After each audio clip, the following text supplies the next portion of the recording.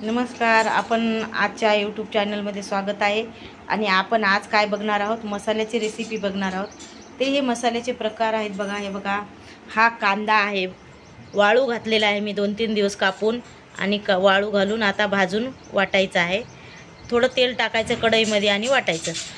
ही दालचिनी आहे, हा तेजपत्ता आहे, हा एक खोबरं आहे, आणि हे 6 जिरा, हे फूल, हे दगडी फूल, मिरे, इलायची, लवंगा, आणि हे फूल आहे, हे तीळ आहेत, हे जिरे आहेत, आणि ही खसखस आहे.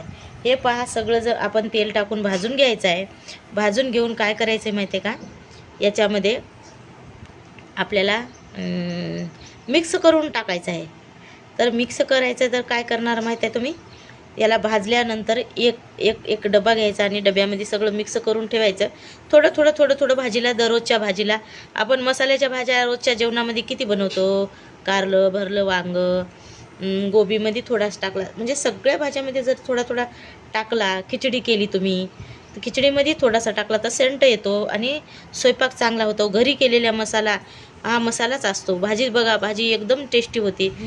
त्यामुळं काय करायचं आहे माहिती आहे का, आपण की असाच मसाला घरी बनवायचा आहे आणि बनवून हे करायचं आहे.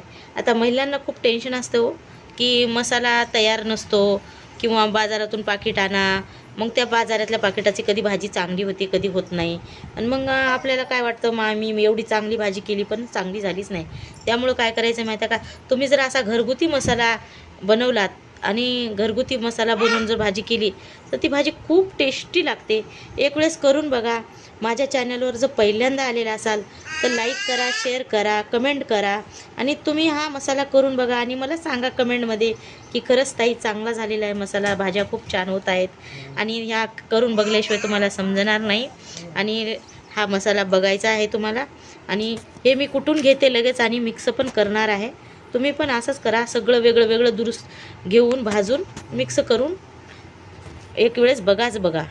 धन्यवाद.